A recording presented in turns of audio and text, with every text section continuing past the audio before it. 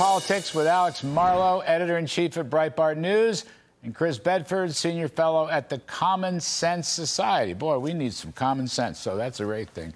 Alex Marlow, you probably heard Governor Burgum. He was very humble. He didn't want to really tout himself.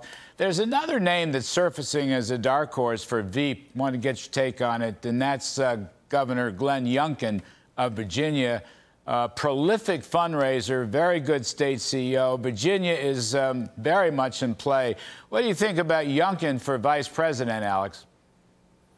Yeah, Youngkin's got a compelling narrative. He definitely could put Virginia in play, and I think he's someone that the more moderate wing, the establishment wing in the Republican Party could get excited about, and that could make it so that they might be more inclined to vote for President Trump reluctantly if they're on the fence. But, you know, I do think that from what I've heard, he's not towards the top of the list. The two names I'm hearing so much are Burgum and J.D. Vance, and I think Vance offers a pretty historic opportunity, and I've told the president this, to have someone who is part of the America First movement on the ticket. So I don't know if Youngkin has enough time to move up, but he certainly has his fans. All right.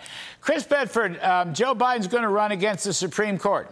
Good idea or bad idea? It doesn't seem like this is a very good idea right now.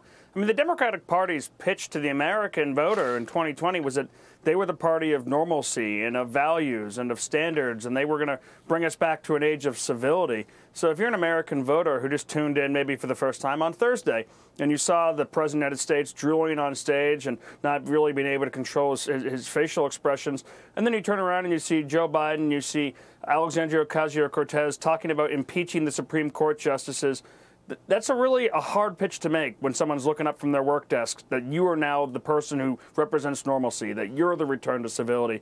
It seems to put holes. It's good with the Democratic base and some of the activists, but it pokes holes with a lot of the independents and those people who somehow still remain unconvinced. I don't see what that has to do with kitchen table issues, falling real wages, high prices, gasoline.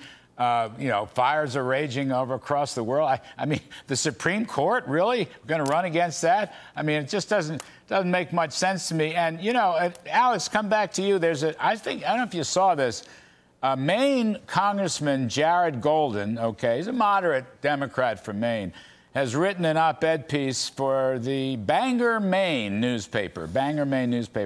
The title is "Donald Trump is going to win the election and democracy will be just fine," Alex. So he's jumping ship on this. What do you make of that? Yeah, I think this is actually kind of wise words. If you look at that debate performance and then you see the paths for the Democrats to replace Joe Biden, which are almost all impossible for various reasons. We could spend an hour going through all of them, Larry. But this looks like it's going to be an L for Democrats. And the smart move might just be classy, take the L, and regroup, because they're in such headwinds for the rest of the year. And this is the first kind of sensical take that I've seen written out making that case. Yeah, and Chris, you know, there's another one, Lloyd Doggett, who's a moderate Democrat, I guess, from the state of Texas. He's out there saying that Biden should not run. I believe he's the first congressman to say that Biden should not run. What do you make of that, Chris? It's the beginning of the break in the dam. You know, for the first few days after the debate, there was a lot of just fantasy coming out of the Democrats and their supporters in the media. The idea that they could just swap Joe Biden out for Gavin Newsom or Gretchen Whitmer or anyone else, that's kind of fantasy talk. If you're going to get rid of Joe Biden, you pretty much are going to be stuck with Kamala Harris. And I think Democrats are starting to come in line with that. You saw Congressman James Clyburn, who was integral to Joe Biden winning the nomination in the first place, coming out and saying, you cannot skip over Kamala. You've got all the money that's locked up in the campaign that would need to go to Kamala. So if Democrats actually want to have any kind of a shot, they need to recognize that they're either running with Joe Biden or he's stepping aside voluntarily, and then they're stuck with someone whose unpopularity rivals Mitch McConnell's. But you know, Alex, just 30 seconds. If you vote for Joe Biden and Joe Biden were to win the race, you might still get Kamala Harris. And I see that as a big handicap for the Democrats.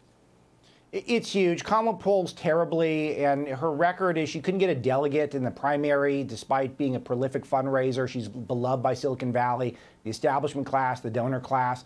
The Democrats are really in a pickle here because Chris is absolutely right. Kamala is the only easy person who can step in, and she's not that liked by the American public. Yeah, you got it. Thank you, gentlemen. Alex Marlow and Chris Bedford.